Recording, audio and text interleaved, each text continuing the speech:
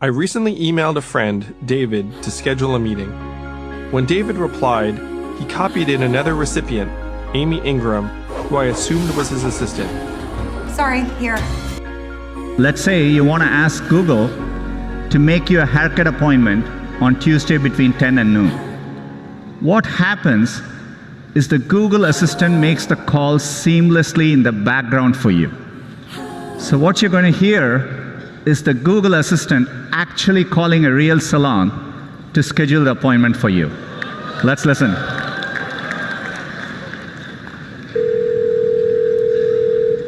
how can I help you?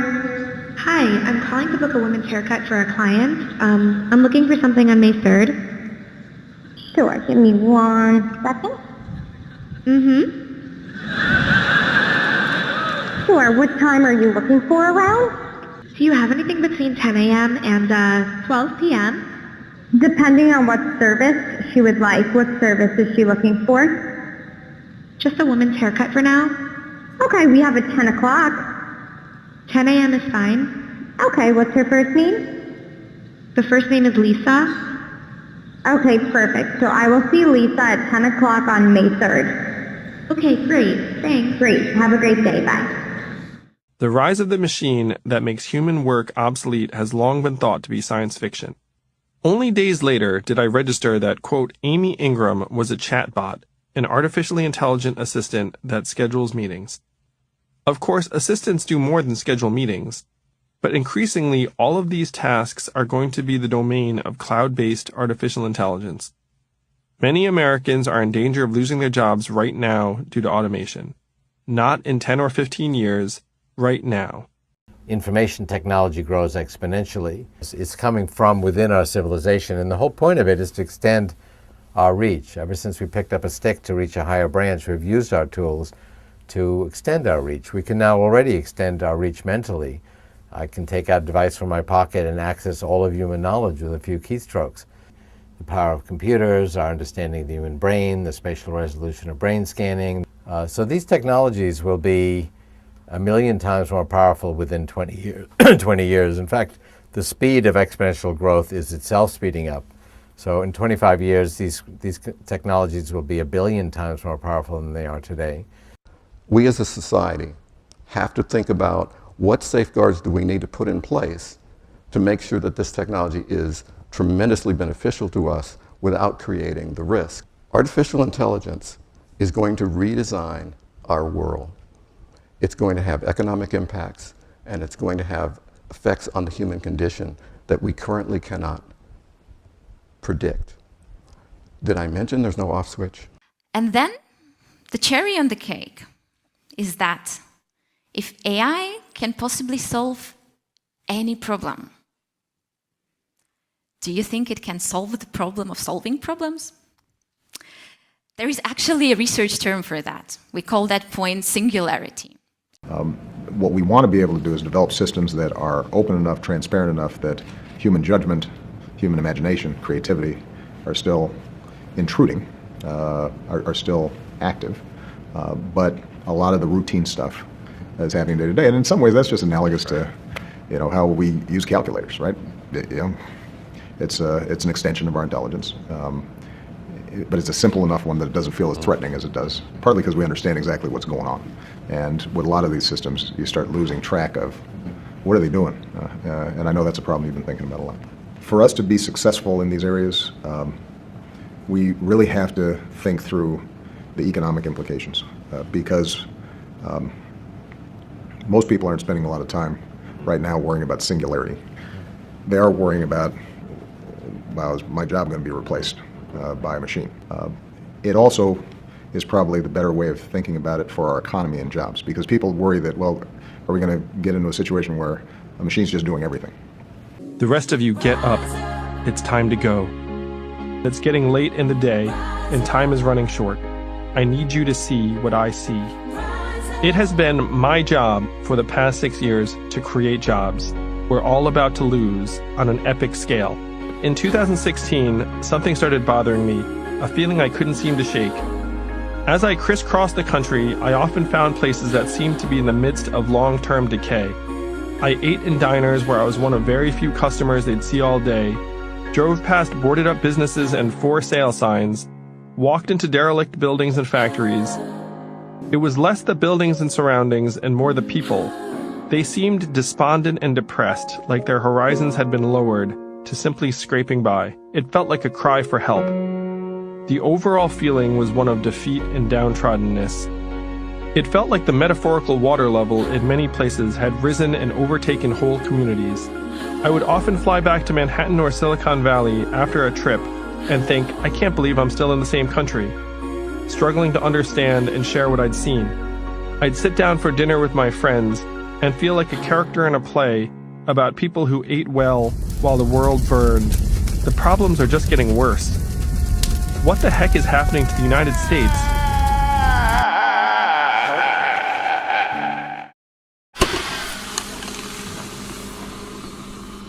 There is now a mechanized barista in a lobby in San Francisco. It's named Gordon. You can text in your order and the robot can be set up in most any location. I tried it and my Americano was delicious for about 40% less than at Starbucks. Gordon provides a more efficient, cheaper, and equally high or even higher quality product than a human barista. We'll soon open a restaurant where your burgers are created without a single human touch. And what that allows is for the bun to be less dried out.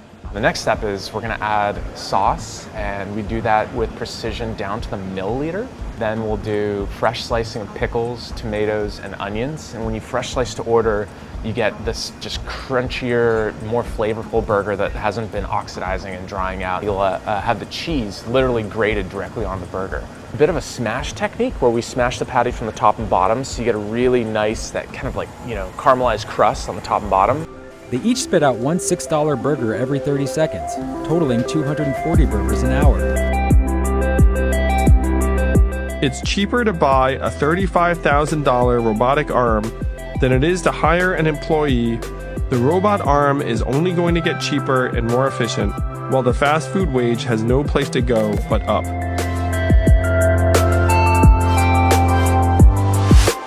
I am Tony Lomolino. We're at Cali Burger Pasadena. I am going to be cooking some burgers with Flippy. A little quicker. He doesn't mess up as much. So Flippy just, he switched from the spatula he had on was the spatula that you use for raw proteins. The one that he switched to is the ones for cooked protein, so that we're able to isolate any pathogens. When you watch him scrape the grill after these burgers are done, he actually does it better than my average employee. You're gonna see he's just gonna make some nice smooth passes and get all that stuff off of the grill. He did pretty good. I have no complaints. If I've seen Flippy's development over the last year, and if I take a vacation for 2 weeks and I come back, I'm totally blown away when I see how much progress they made in a couple weeks. Orders up. If you've been through an airport recently, you might have noticed restaurants that have replaced servers with iPads. Pizza, a recently opened restaurant chain, has a whole row of iPads for you to enter the order, and then a series of lockers where your food appears. They've gotten rid of all of the front-of-house workers. Pizza was recently named one of the most influential brands in the restaurant industry, and it's here to stay. Spice serves warm grain bowls topped with vegetables and sauce. To get it started, a robotic runner picks up the ingredients you selected from their individual hoppers. The runner stops at the wok that will cook your meal and drops off the ingredients. The grains are catapulted in by a cup measure behind the scenes. All allergens are kept outside of the woks, so there's no risk for cross-contamination. So I just got my bowl, give it a try. That really carries through. The dish has like a really bright, refreshing acidity that kind of just makes you want to eat more. So I'm back in New York and I just left Sweetgreen, where it took me 15 minutes to get a salad. Most of that was waiting in line. So this is just one of the basic salads off their menu without any customization, and it was $11.15. The basic spice salads are $7.10. I think everyone knows that automation stands to take a lot of jobs, but if I was making a guess, I would say that spice is really going to catch on. For me, the two most important things about my lunch are that it's healthy and that it's affordable. Based on that alone, I'd probably choose spice over something like a Sweetgreen just to save the money. On the production end, you can now use a 3D printer to make hot pizza in 5 minutes that can be customized to particular orders. Technology now brings us Robo Pizza. The company is committed to using robots. Veteran restaurateur Julia Collins founded the delivery-only pizza company with Alex Garden. I saw an opportunity to go after the $40 billion domestic delivery pizza market. And they say they're able to do it cheaper than the competition with help from specially designed robots like Bruno, who lifts the pizza into the oven. These robots squirt tomato sauce and then spread it to what Zoom Pizza considers its marquee innovation. This is a giant pizza truck. It is probably the biggest pizza truck ever made. A truck with more than 50 ovens that cooks pizzas while they're out for delivery using special software. A technical triumph any way you slice it. Carter Evans, CBS News, Mountain View, California. Driving a truck is the most popular job in 29 states. There are 3.5 million truck drivers nationwide. Trucks that drive themselves are already rolling out around the world. Self-driving trucks successfully made deliveries in Nevada and Colorado in 2017. Rio Tinto has 73 autonomous mining trucks hauling iron ore 24 hours a day in Australia. Switching to automated drivers would not only save billions, but it also has the potential to save thousands of lives. Crashes involving large trucks killed 3,903 people in the United States in 2014, according to the National Highway Traffic Safety Administration, and a further 110,000 people were injured. More than 90% of the accidents were caused, at least in part, by driver error. Driver fatigue is a factor in roughly 1 out of 7 fatal accidents. So the incentives to adopt automated truck driving are massive. Tens of billions of dollars saved annually, plus thousands of lives. This 400 square foot, 38 square meter house was printed entirely in situ. It was formed with an impressive large-scale mobile 3D printer, which has a rotating manipulator arm capable of covering a 1,400 square foot area from a single point. The printer was removed from the center of the new house once the structural elements had been formed. Insulation was then placed in the walls before the roof and windows were added and finishes applied. The result was a fully functioning home. In the 1970s, over 20% of workers were unionized. Some economic problems existed. Growth was uneven and inflation periodically high. But income inequality was low, jobs provided benefits, and Main Street businesses were the drivers of the economy. For growing numbers of Americans, it's just harder to get ahead. Why has this happened, and what are the consequences? You're broken down and tired. Just trying to make ends meet. And you can't find out. I know the stupid little macho guy over there crying, but things are tough. Tougher than sometimes I wonder how people are really surviving out there. I mean, I'm living paycheck to paycheck, sometimes not even making, rent on time. It's just constant worry. The top 1% have accrued 52% of the real income growth in America since 2009. Technology is a big part of this story, as it tends to lead to a small handful of winners. Companies can now prosper, grow, and mint record profits without hiring many people or increasing wages. Jobs don't grow like they used to. American lives and families are falling apart. Rampant financial stress is the new normal. They treat us like trash. We are in the 3rd or 4th inning of the greatest economic shift in the history of mankind, and no one seems to be talking about it or doing anything in response. My goal now is to give everyone a sense of what's coming, and then prepare us to fight for the version of the future that we want.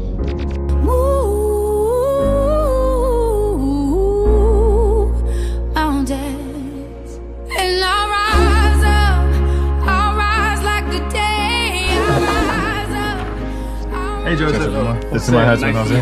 It's great to meet you both. It was incredible spending time with Joe and Jose and learning about their lives. What they're going through is what people all over the country are struggling with. I'm a social worker. 20 years, it's going to be a rich and poor country. That's it. I've ended up more on the poor end. I'm screwed. I mean, if I thought that this country was on the right track, I'd never be doing what I was doing. It's the moment investors around the world wait for, the 9:30 opening of the U.S. markets. Inside Citadel's Chicago headquarters, it's eerily quiet, even though this firm trades more stocks every day than the New York Stock Exchange. The equivalent of the NYSE's opening bell is just this.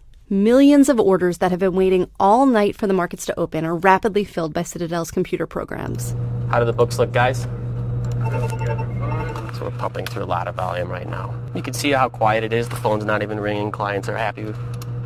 If there was ever an issue, obviously we would spot it first and the phones would light up.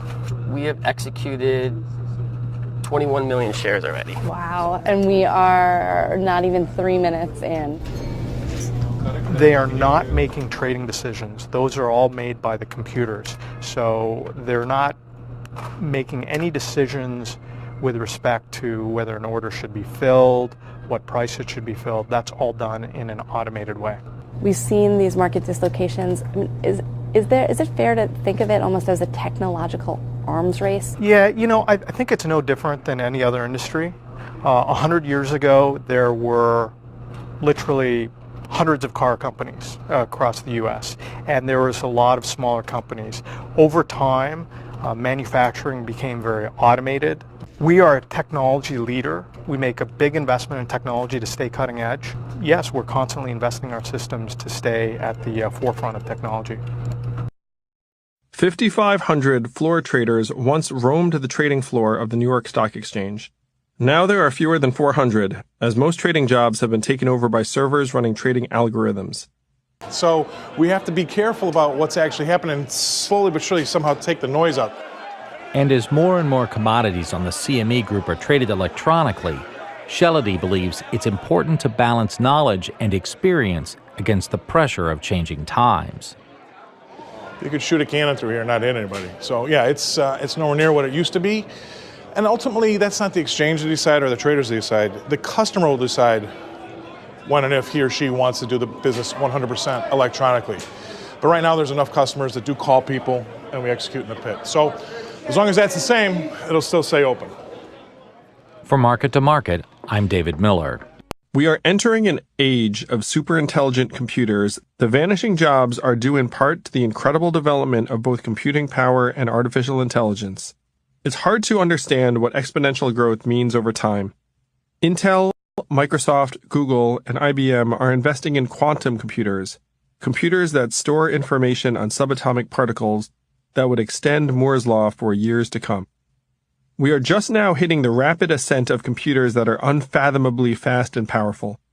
This cramped crawl space is the heart of a nuclear reactor in the Fukushima Daiichi nuclear power plant, site of the most severe radioactive hotspot in the world. The radiation levels are still so high, humans can't go near the core. Even to hang out at the top level of a reactor overlooking the fuel pool, we had to take extreme precautions. It's the third layer. It's going to be 2 hours of tour, so... Okay, so we are in Unit 3 of one of the reactors. It's heavily damaged during the tsunami back in 2011. You see the radiation level, it's so high we can only stay here about 10 minutes. With such extreme conditions, an army of robots, ones that can go underwater, take video, maneuver over debris, and pick up objects, is being enlisted to do the dirty work too treacherous for humans. Are most forms of work ideal for humans? That is, if we're not good for work, is work good for us? Voltaire wrote that work keeps at bay 3 great evils: boredom, vice, and need. The total absence of work is demonstrably a bad thing for most people. Long-term unemployment is presently one of the most destructive things that can happen to a person. When those bathrooms were here, gangsters were charging the homeless $1 to $5 to use the porta potties for what they were designed for. And that was PTSD, but I didn't know nothing about that. Willie Van Seals is a Vietnam vet. I'll show you. The buckets that we use are urinate, bowel movement. There's nowhere around here to use the bathroom. And that's hard on a person. You know what I mean? Especially you gotta walk around and find somewhere to take a crap. Yeah. Come on now. As comedian Drew Carey put it, "Okay, come on, you're always grumpy first thing in the afternoon. Come on, you need this job." But I hate my job. Oh, you hate your job? Oh my God, why don't you say so? You know, there's a support group for that. It's called Everybody. They meet at the bar. And so this is why I want to propose that the future of work is chaotic. We can't carry on controlling humans. We have to unleash them. And we have to realize that it's about putting the systems and the processes and the spaces in place to create play and collaboration and freedom and trust. There are far too many jobs in our economy that just don't pay a living wage. Presumably, we need all these jobs. So let's think of a way to structure it so that parents who are working full-time or more earn enough to support their families.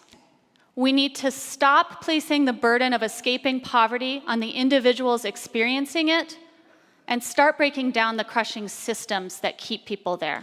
The relationship between humanity and work involves money, but in something of a negative correlation. The jobs and roles that are the most human and would naturally be most attractive tend to pay nothing or close to nothing. Mother, father, artist, writer, musician, coach. Right. There's a flanker lined up to the left, behind the teacher. You don't know about real loss, because that only occurs when you love something more than you love yourself. I doubt you've ever dared to love anybody that much. Storyteller. Vulka Yanakanai. Say it. Vulka Yanakanai. Vulka Yanakanai. Vulka Yanakanai. Nurturer. Counselor. Well, maybe he's just tired of hearing you complain. Dancer. Poet. A favorite expression of Hemingway's was to endure, one must last. Ernest Hemingway endures. Philosopher. Socrates. Now what? I don't know. Philosophize with him. Journalist. These roles often are either unpaid or pay so little that it is difficult to survive or thrive in many environments. Many of these roles have high positive social impacts that are ignored by the market. People must trade their time, energy, and labor for money as the only way to survive. The subsistence and scarcity model is grinding more and more people up.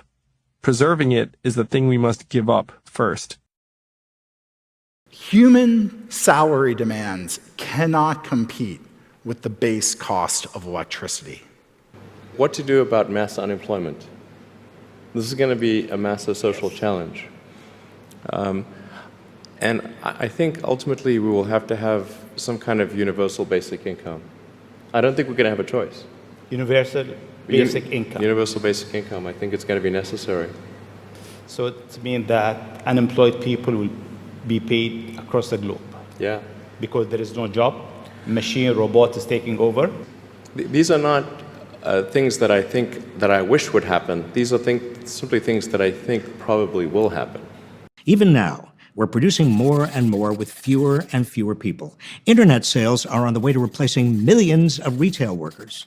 Diagnostic apps will be replacing hundreds of thousands of healthcare workers.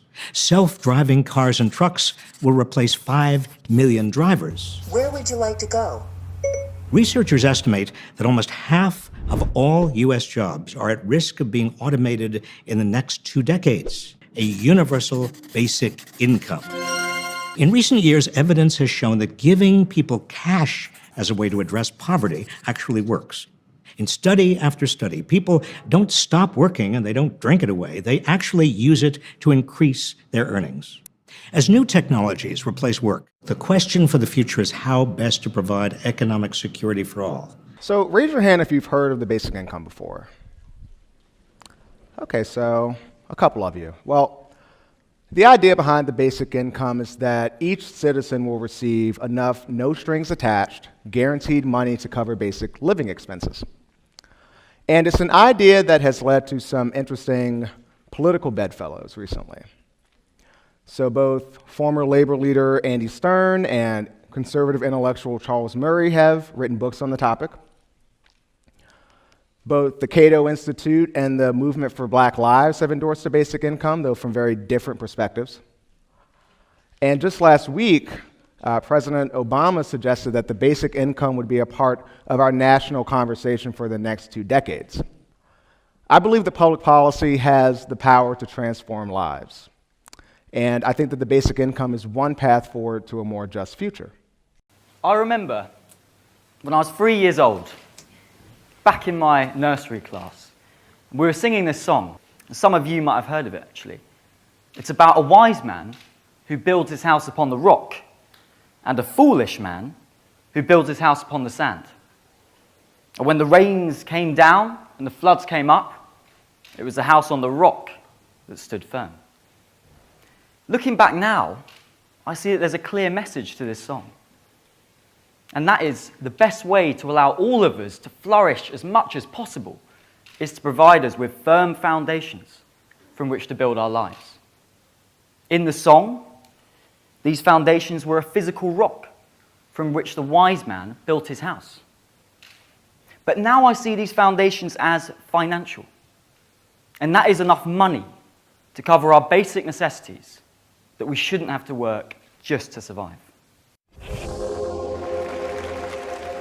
Imagine a world where robots actually do all the work and there are no jobs for humans. What would that world look like?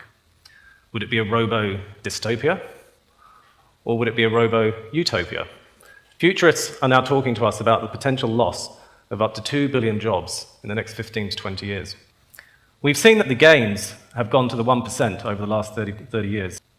The traditional policy responses of the left and the right, austerity, cheap credit, which is the heroin of our financial system, a welfare system which only operates if you're looking for work.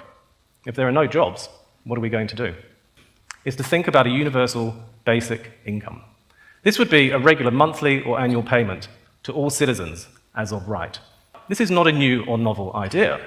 Talking of utopia, 500 years ago, in 1516, Thomas More laid out his vision of utopia. And in his book, he had the first reference to a basic income. Fellow humanist Jean-Louis Vives, in 1526, did some research in the city of Bruges on why poverty was such a huge problem to eliminate. His conclusion in his book on assistance to the poor was the only way to eliminate poverty and crime and poor health was to make sure everybody had a basic standard of living. It seems pretty sensible. And a lot of other people thought it was pretty sensible too. The third president of the United States, Thomas Jefferson, Thomas Paine, who wrote the 1791 book, The Rights of Man, and the 16th US president, Abraham Lincoln, were all in favor of a basic income, whether it was in cash or whether it was in land, to support a basic standard of living. I had come to realize the importance of shared, communal, social responsibility. The widowed, the elderly, newly married couples, the unemployed, veterans, children must be provided for from state funds. And these funds will be provided through taxation. And they will be given not as a charity, but as a right. And as to land, we all inherit the earth. Custodians of land must pay the community a tax for the land which they hold. And that tax will finance a national fund to pay everyone at age 21 a sum in compensation, part compensation for their lost inheritance of land, and a sum every year to every person aged 50, and to those blind and disabled who cannot provide for themselves for the rest of their lives. And this will not be a charity, but a right. Not endowments or entitlements, but justice. Always justice. Any country that can say, my poor are happy, and there is neither ignorance nor suffering to be found among them. My jails are empty of prisoners, my streets of the homeless. The elderly are taken care of. The taxes are not oppressive. The rational world is my friend. That country has a right to boast its constitution and its government. The greatest good that we can achieve is to ensure that all people have the support and the comforts that they deserve, that are their rights. It is a question of rights and of justice. And this aspect of rights is really important to consider. It's something that we've fought for as humans for a long time. If we go back to 1215 and Magna Carta, where King John was forced to sign this document by the barons of England. The Great Charter, at the hands of the barons on June 15th in the year 1215 AD, Magna Carta established the prevention of unjust taxation, defined feudal obligations between king and the barons, and guaranteed a number of rights and personal liberties for his subjects. Arguably, the most famous article, number 39, is enshrined in the Constitution of the United States of America. No free man shall be taken, imprisoned, deprived of possessions, outlawed, exiled, or in any way diminished, nor shall we go against him or send anyone against him except by means of a legal judgment of his peers, or by the means of a law of the land. The freedom of all people and the rule of constitutional law are fundamental to Magna Carta. There has been an enormous price paid for these same freedoms we enjoy today. And I think the problem we have at the moment is that instead of being citizens, we've gone back to those days of Magna Carta, where we've actually become subjects. And that's the major risk we have today, simply because jobs are being decimated at an accelerating pace, and they are not coming back. So what's the solution? Universal basic income, which is the individual right for every citizen to unconditionally get an income from the state on a regular basis. As a capitalist, as a business owner, I demand that out of my leader. I am willing to pay higher taxes for that. Without it, we will destroy the fabric of society as we know it today. Universal basic income is not about increasing dependence. It's about meeting the Maslow hierarchy of needs at the lowest level. Universal basic income is something we can afford. Universal basic income will make us greater. Imagine not having to put a limit on yourself based on your need for an income. Not letting the obligation that you have to do this or that, or you won't have food to put on the table, or a roof over your head control your choices. If you had the basics taken care of, food, clothing, shelter, health, what would you spend your days doing? What's the first thing that comes to your mind? What a difference it would make if we were able to take a chance and mess up and know that our bills would still get paid. Because making mistakes is far more valuable than we give it credit for. Failure is inherent in all learning.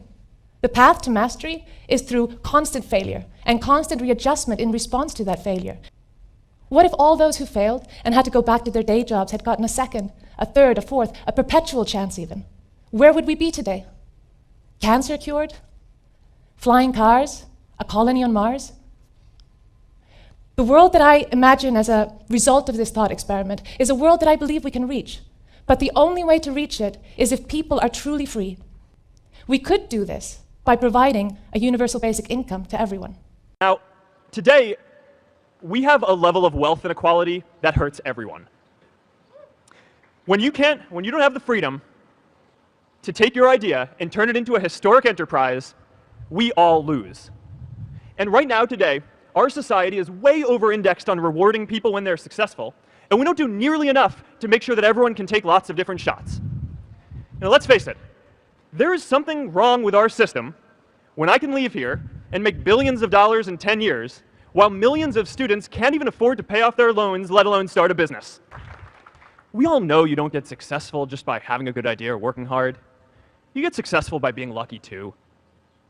If I had to support my family growing up instead of having the time to learn how to code, if I didn't know that I was going to be fine if Facebook didn't work out, then I wouldn't be standing up here today.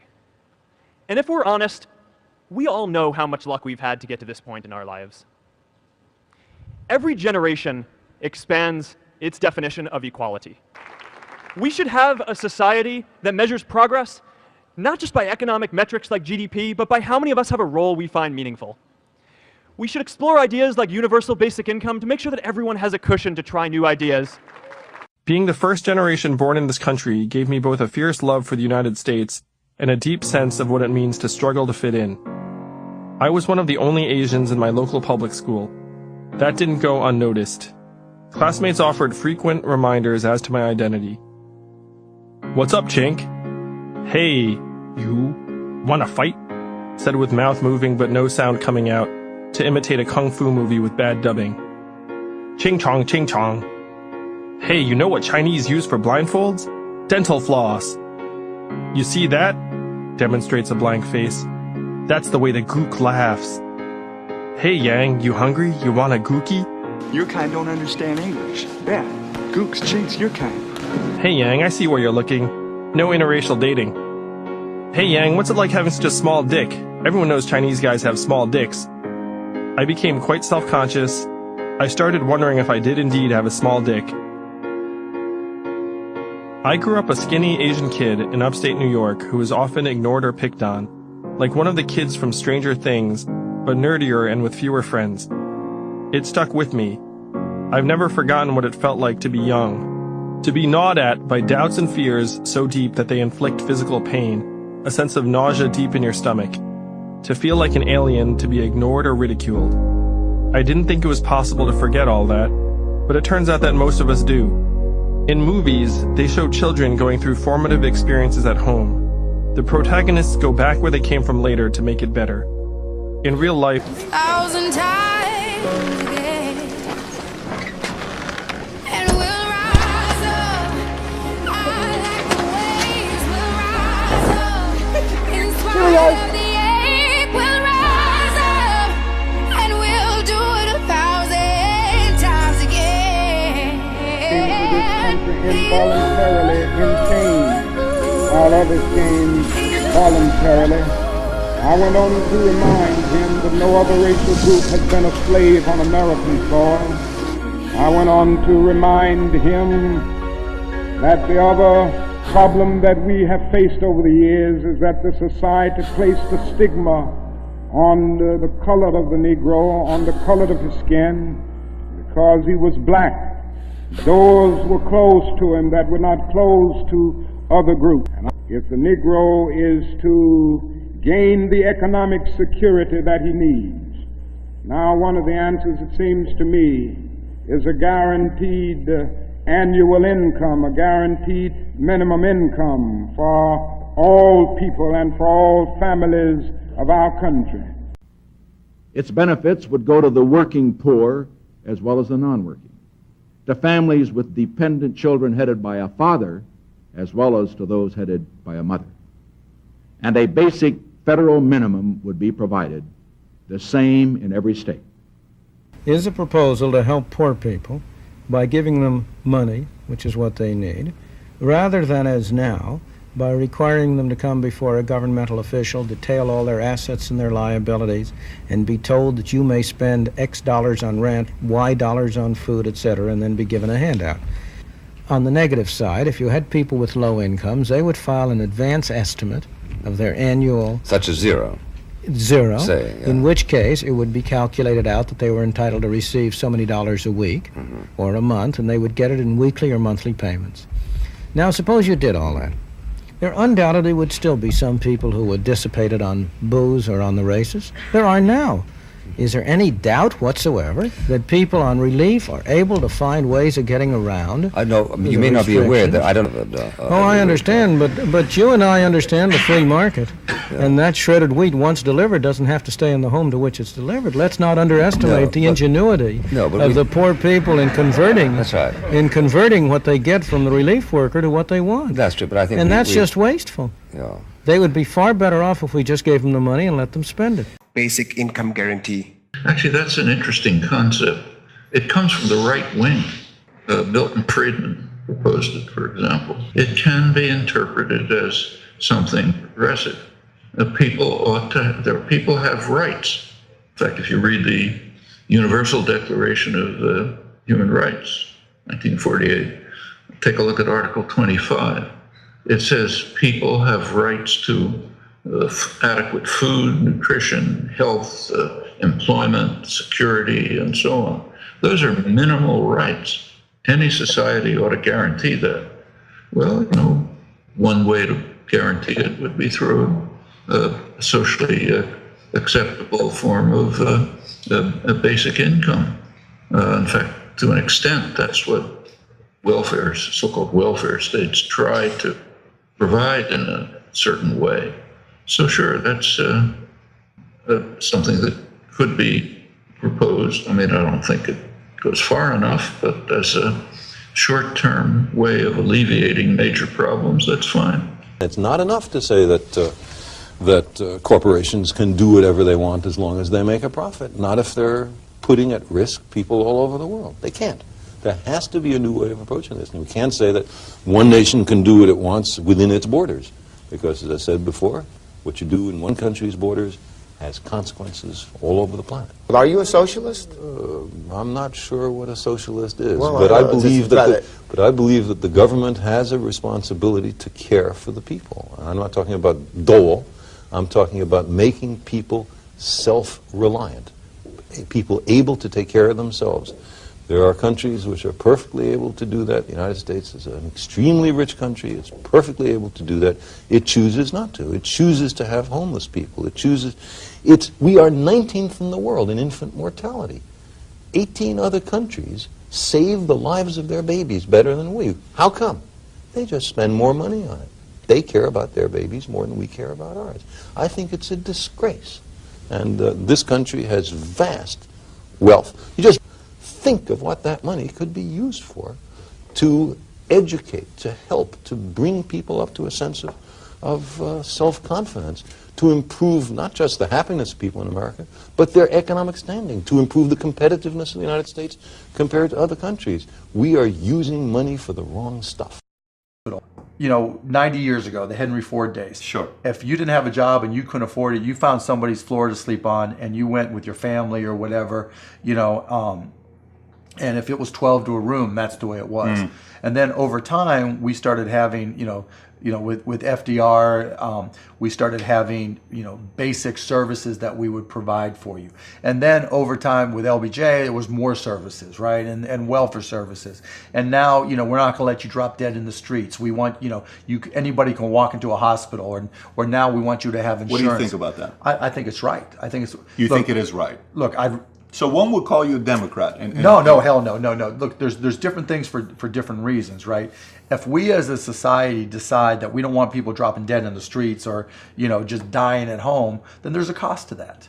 And we can't expect insurance companies and hospitals just to pick up that cost for decisions we make as a society.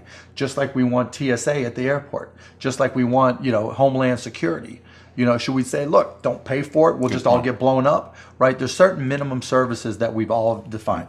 That's evolved capitalism, and we all have to pay for that, but at the same time, that doesn't destroy the root of capitalism and who we are and the incentive, right?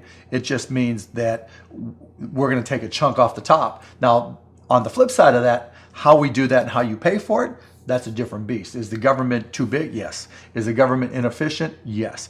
If for every, you know, I'd rather the government have 1/2 the employees and just write checks to people. You know, the old helicopter drop of cash. You know, just drop cash on the people because they're just going to spend it anyways. These are people who can't afford to save. The economy. You know, in somewhat socialist, and you can argue about creating disincentives, and you'd have to work through those things. So, what does it take to pay for all the services we as a country feel are legit for our citizens, whether it's healthcare, security, whatever it may be, and what's the best way to do that? Here's a check. Here's your $800 a month, you know, in addition to Social Security. With no accountability? No accountability. No accountability. I was an economic hitman. And we economic hitmen have created a new global economy, really, a form of capitalism that I call predatory capitalism. I would go to countries with resources our corporations covet, like oil. I'd arrange a huge loan to those countries from the World Bank or its sister organizations, but the money wouldn't actually go to the country. It would go to our corporations, Bechtel, Halliburton, Brown and Root, familiar names, to build big infrastructure projects in those countries and incidentally make huge profits in the process. They'd build power plants and industrial parks, things that would benefit a few wealthy families in the country, the ones that own the industries. But the majority of the people would suffer. They would be left holding a huge debt they couldn't repay. So we'd go back and say, since you can't pay your debt, sell your resource, oil or whatever, real cheap to our corporations. Privatize. Sell your utilities, your schools, your jails, everything like that to our corporations. And that's a big change. In fact, I can show this to you graphically on the next slide. Andy McAfee and I call this the great decoupling. This is data from the United States, but it's similar in other countries. What you see in the blue line is that productivity, or output per hour worked, is at a record high. However, median family income is lower than it was 20 years ago. These two used to be tightly joined. You see, for most of the 20th century, they tracked each other. But recently, they have become decoupled, and the average person is not participating in this enormous growth. Instead, almost all the gains are going to the very, very top, the 1%, and even the 1% of the 1%, the rich and the super rich. No free and open society can long sustain this kind of rising economic inequality. It has never happened. There are no examples. You show me a highly unequal society and I will show you a police state or an uprising. And if wealth, power, and income continue to concentrate at the very tippy top, our society will change from a capitalist democracy to a neo-feudalist rentier society like 18th century France. Wake up. Now, the end's a no-win scenario. I mean, well, it's a no-win scenario until basically elites figure out that at the end of the day, as I like to say to my American hedge fund friends, the Hamptons is not a defensible position. The Hamptons are a very rich area on Long Island that lie on low-lying beaches. Very hard to defend a low-lying beach. Eventually, people will come for you. Those who make peaceful revolution impossible will make violent revolution inevitable. We're not going to be able to succeed to convince even those who will benefit from basic income that it is worthwhile striking for it. Take an iPhone, unpick it, open it. What do you find in it? You find a variety of technologies. Each one of them was created by some government grant. None of them was produced by Apple, none of them was produced by Google, none of them was produced by Facebook. They were all produced by some government grant. This is what I'm saying about, this is why I'm referring to the collective production of wealth, which is then privately appropriated. If you start thinking of it that way, then it's very easy to start thinking of basic income as a dividend that goes to the collective that was responsible for collectively producing the wealth, and the gadgets, and the products, and the markets. Because this false separation, illusory separation between the market and the state needs to be dissolved. There would have been no markets if there were no states. There would have been no capitalism if there was not a state. There would be no Apple, no Google if there was no state. And similarly, there would be no state if there were no private entrepreneurs. There would be no state if there were no private firms. We need to dissolve this false division. The critics of UBI need to appreciate and understand and accept even that UBI is not a gender obligation. It is not an attempt to avoid the revolt of the masses. Giving money free to everyone sounds crazy. It sounds morally corrosive. And it sounds extremely expensive. What's really incredibly expensive is poverty itself. As some of us grow rich, most of us are getting poorer. Poverty is both a cause and a consequence of inequality. The capitalists have viewed UBI as a road leading to communism, and the communists see the whole thing as the death of the welfare state. But like most debates that I mentioned about, the truth is somewhere right in the middle. For many years, people like myself were regarded as mad, bad, and dangerous to know. Today, we are faced by incredible inequality. Globalization and the technological changes and the political changes have resulted in a terrible model of capitalism which a tiny plutocracy is absorbing and taking billions out of it, leaving the rest of us to squabble over a diminishing amount of income. A sense of precarity. You have to be nice to people, not because you want to be nice, but because that is the way that you get some favors done. It's an undignified type of existence which many of our fellow citizens are experiencing right now. you are in debt. You are living a life of indebtedness, where one accident, one illness, one mistake could lead you to be out in the streets. Sometimes I use the term the bagged lady syndrome. People waking up in the middle of the night with a nightmare, thinking that one error and they're out in the streets with all their belongings in 2 paper bags. If you haven't seen anybody like that, you're blind. Everywhere we see it. Now, I want to end my talk by reflecting on something that has been a dream I never expected to realize. For a long time, people said a basic income is impossible. A long time, people said only in very rich countries. And then I was working with the SEWA, the Self-Employed Women's Association of India. I gave them a talk about basic income, and one young woman stood up and said, "Why don't we try it here?"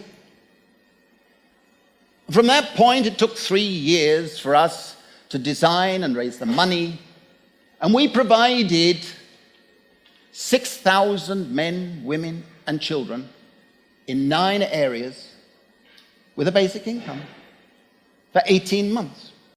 And we found that the results of basic income were fascinating. We saw that nutrition levels of families and particularly children went up because money was being spent on fruits, on vegetables, on milk products. People were concentrating better in class, little children, because their stomachs were full, so they could concentrate better and their educational outcomes were improved. We saw little things like people putting in their resources together and making community or shared assets like toilets. One of my favorite stories is from a teacher who was teaching in the school in one of the villages where we were making the transfer, and he said, these days the children's faces are washed, they look clean. So it was realized that people were buying a little bit of extra soap.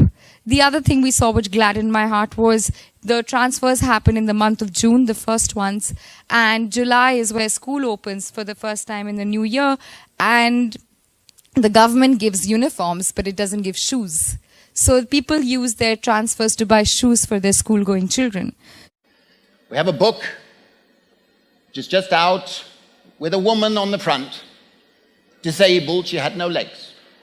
At the beginning of the pilot, she was so impoverished she had no clothes to wear in public. By the end of the pilot, she has a beautiful sari, she has a sewing machine, and she become the seamstress, the dressmaker of the village, with dignity, doing work. In addition to the welfare effects, there were equity effects. If you have a basic income that's equal for everybody, the relatively poor, the relatively disadvantaged benefit more than the rich. But it's a right, so everybody should have it. Okay? It's affordable, as I've shown in this other book that's just come out. Guy, you're well practiced in speaking about the affordability and how you fund it. I'd love to hear some of those ideas. Somehow, with quantitative easing, the government, the US government, managed to fund quantitative easing of $475 trillion. If that money had been used to pay a basic income, every American household could have received $56,000. But what I believe, please may I continue, please may you because at the moment, the corruption of capitalism about which I've written is primarily because the returns to property and intellectual property and the rentier incomes from natural resources are going to a tiny minority. And we need to be sharing that and not taxing the worker to pay a lazy person. That mustn't be seen. And what I want to say as regarded to Michael's point is that my own entry to this whole debate was precisely the need to reconceptualize what we mean by work. I believe this technological revolution that we're undergoing is actually creating more work. The only problem is that it's not being remunerated. It's contributing to growing inequality. Contrary to all those prejudiced people who said that if you give people a basic income, they will sit back and drink, indulge in things you shouldn't be doing, blah, blah, blah. Sonia Gandhi told us that. She said it's waste of money. Waste of money. So we were very interested to see. When we were launching our pilots in Madhya Pradesh and West Delhi, where we were giving everybody a basic income, every man, every woman, every child, paid through the mother, I remember Sonia Gandhi saying to us, what a stupid idea. What a waste. They will spend it on alcohol and tobacco. And at the end of the pilot, she asked to see us again, and she said, I wish I'd known. Because people had used the basic income to improve their nutrition, family health, schooling performance. There was a lot of cooperative activity that took place. And it didn't sort out the potential winners from the losers. It increased community solidarity. As it turned out, in every area, work went up. And also we saw people who had been in debt for generations, in debt bondage. And they used their little basic income, and their relatives contributed some of theirs, and they were able to buy their freedom. It meant people had control and could decide on loans and dealing with debts and dealing with this sort of thing. And the emancipation we've seen in our pilots in India is greater than the money value. It will show that the emancipation matters.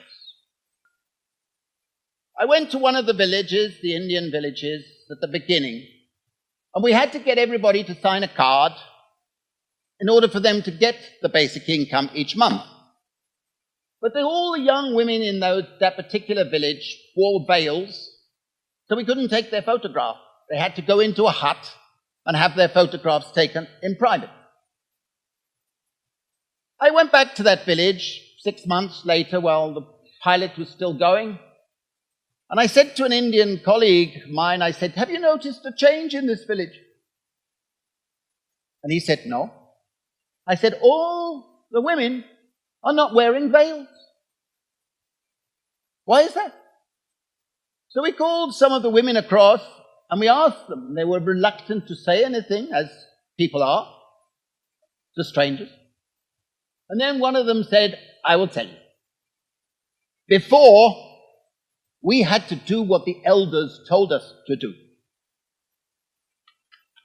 Now we have a little money in our pockets. We can decide ourselves. That is emancipation. You really spoke to me with the whole dividend thing. I'm like, and that $1,000 could help with so many things. One of the things I love about the Freedom Dividend is it's going to put more Americans in position to pursue artistic and creative endeavors. Art has a ton of intrinsic value. I mean, how many Americans have something inside of them that they want to share? And then how many never get that opportunity because there's not enough financial reward in a lot of the artistic and creative endeavors that people want to pursue? Exactly. There are those who wish to classify us, oh, you're Caucasian American, you're Asian American, you're Hispanic American, or Black American. There's only one race. That's the human race. The challenges of this era are massive. Automation-led job destruction has had a running start, weakening our society. We feel paralyzed because we fear that our institutions and leaders are no longer able to operate, even as the water level rises. The logic of the market has overtaken most of our waking lives. Normal Americans will increasingly suffer as the market grinds on and eliminates opportunities and paths to a better life. A majority of the technologists I speak to are already 100% certain that the automation wave is coming. Most are ready to head for the hills. I am fighting for my soul because I'm right there with them. I see it too. I see the path from here to there, filled with broken people and communities, and a society torn apart by ever-rising deprivation and disability. People will blame each other because they are locked in a fight for scarcity. Experts will squabble while the average person suffers. Families will deteriorate into dysfunction. Children will come of age with no real hope of a better life and with institutions selling them false promises. The age of automation will lead to many very bad things, but it will also potentially push us to delve more deeply into what makes us human. I have lived in Manhattan, Silicon Valley, and San Francisco, while working in Providence, Detroit, New Orleans, Cincinnati, Las Vegas, Baltimore, Cleveland, Philadelphia, Pittsburgh, St. Louis, Miami, Columbus, San Antonio, Charlotte, Atlanta, Nashville, Birmingham, Denver, Kansas City, and Washington, D.C. I have been in the room with the people who are meant to steer our society. A universal income, and you're going to have driverless cars, and you're going to have more and more automated services. The machinery is weak. The institutionalization is high. The things you fear to be true are generally true. Shows the future president surrounded by cheerleaders. And the video captures Donald Trump and Epstein chatting. We are capable of so much better. There's a very popular notion out there that ideas change the world. That's wrong. People change the world. People making commitments and sacrifices and doing something about the forces that are tearing our society apart. Whom do we serve? Is there enough character and will and confidence and independence left to build the world and do what is required? Is there enough empathy? I know the difference between talking about something and actually doing something about it. We must convert from a mindset of scarcity to a mindset of abundance. The revolution will happen either before or after the breakdown of society. I told you! Get out of here! We must choose before. It will not be easy. We all have dysfunction within us. Darkness and pain, contempt and resentment, greed and fear, pride and self-consciousness.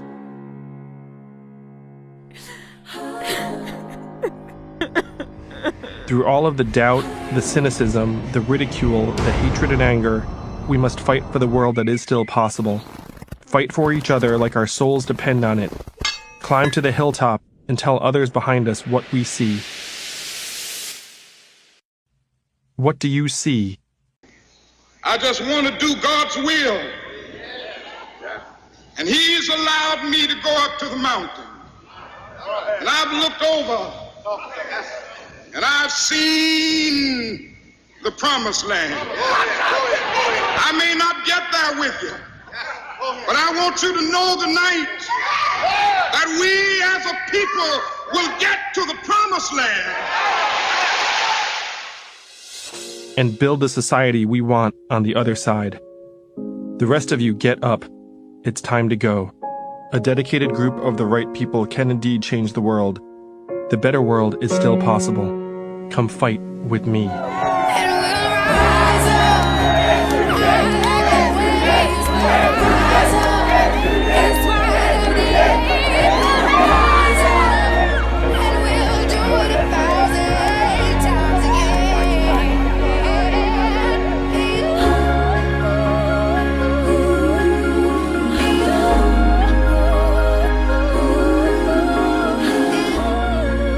Well, yeah, anyone watching this or listening to it, you can become part of the Yang Gang. It's a very cheap gang to join. Yeah, it's very the cheapest wholesome. gang around. The cheapest gang around. If you gave $27, you'd be an above average member of the gang.